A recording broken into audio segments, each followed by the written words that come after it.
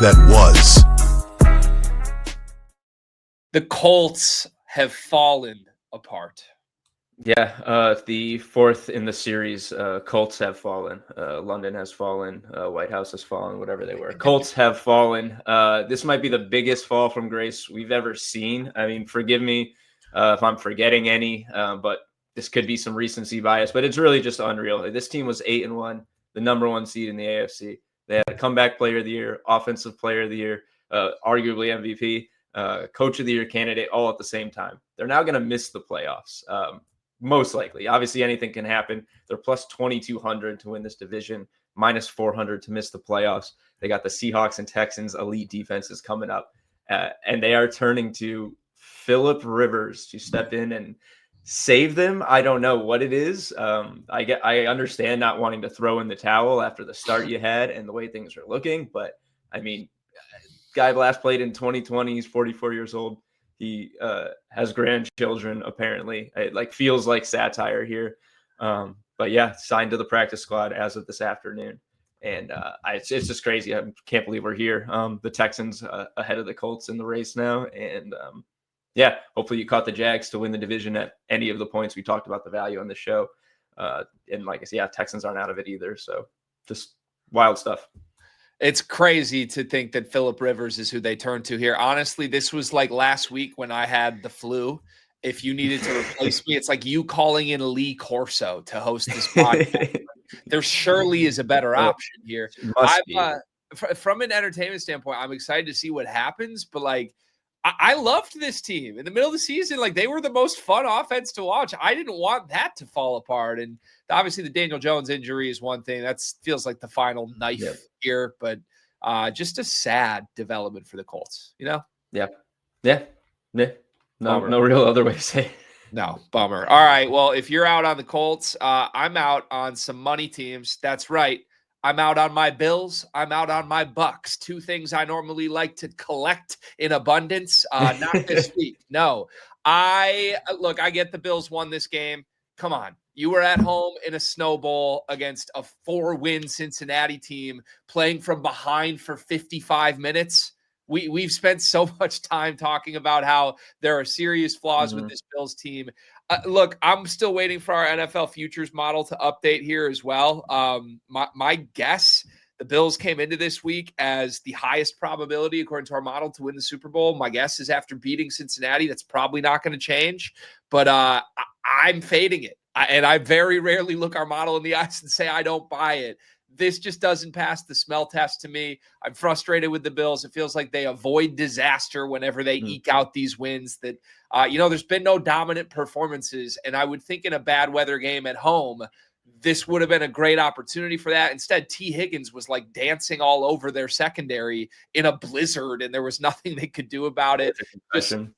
With a concussion, just strange. And then on the flip side, if the Colts have the most disappointing I guess crash and burn here, the Bucks have to be close. I think it was 4 or 5 weeks ago that you and I both said we were interested in maybe investing in a long shot Bucks play, either to win the NFC or even maybe potentially a Super Bowl ticket. We certainly look foolish in hindsight for that now. Obviously, the Bucky Irving injury has hung over the season, but they've now lost 4 of 5. They're very fortunate to survive that game against Arizona last week. Otherwise, it would have been 5 straight.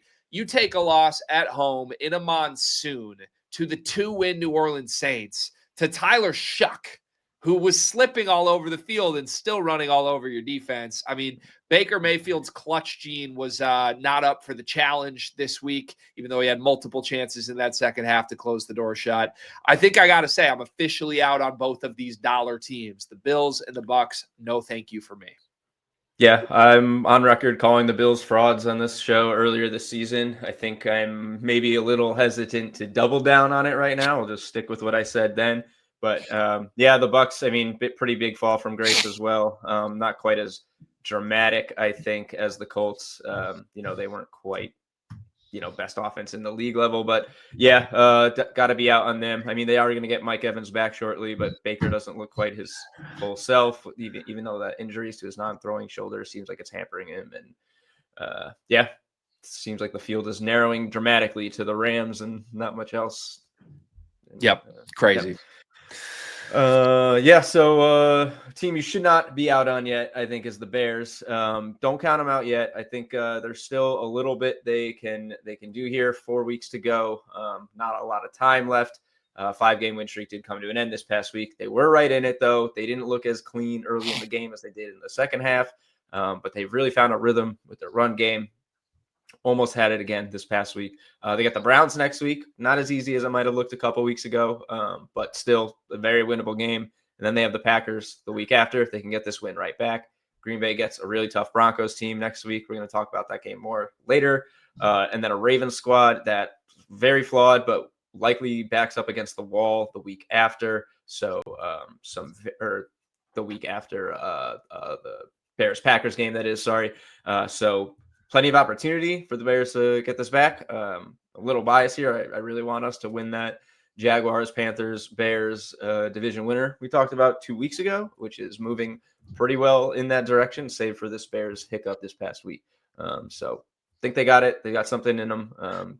Don't count them out. I'm being ran out of Detroit Lions circles right now because I won't give up on the Bears, and I'm not supposed to root for this team. They're like our biggest rival, and here I am, just like, I love Ben Johnson, man. I believe in this team. I truly was frustrated they couldn't pull out that game in Green Bay because they were right on the doorstep, and Ben got a little cute late, kind of trying to kill the clock and make sure Green Bay didn't get the ball back. They probably should have had a higher sense of urgency, but I still was impressed. I know they didn't win the game. Green Bay is very good. That was a raucous environment. I thought they played really up to Green Bay's level, if not outplayed them the whole second half. And that's a team I won't want to see in the playoffs for sure if they can find a way to break through. If you're going to keep the optimism with Chicago, I'm going to put all of my chips on one team. I think I know who's winning the Super Bowl this year. I think it's the Los Angeles Rams. I'm there. I'm all the way there. It's been the story of this year that there's parity at the top, that we can't really make sense of who it's going to be. At times we thought it was Daniel Jones and Sam Darnold and Baker Mayfield. The door is certainly open. What if the door isn't open? What if there's just a team atop their division running roughshod through the NFC right now that has only lost once in 3 months, that has the best offense in football, that has a Super Bowl winning quarterback, that has multiple receivers that are like on record pace right now, either for yards or touchdowns? There's no team I trust more than the Rams. And I just think you see so many teams, like even the Bills and Eagles, when they are fortunate enough to win, they weren't this week, that are flirting with disaster week after week and rolling the dice and eking out these close wins. When Los Angeles plays well, they're destroying teams. I mean, you go through their most recent wins in this, what is this? I think 7 of 8 streak right now. 35-7 over the Jags, 42-26 over the Niners, 45-17 over the Cardinals this week, 34-7 over the Bucks. Half of those teams are teams that should be in the playoffs or were going to be in the playoffs when they played the Rams and are now collapsing after losing to the Rams. I'm just all the way in on this bandwagon right now. I think sometimes, Stafford's old, and Kyron Williams can come in and out, and sometimes there's defensive questions. There's easy reasons to not believe in Los Angeles. It's been a few years since they've won it. They're staring us right in the face. They're a perennial playoff team.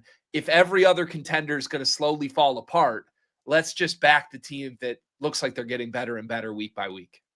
Yep, couldn't agree more. Like you said, lost basically once in 3 months and came out swinging after that with an absolute dominant victory. Depth all the way around. Wide receiver, was it Colby Parkinson getting it done at tight end? Blake Corum just had his best game and is getting better and better. Yeah, scary team. Yeah, I think they're the team to beat.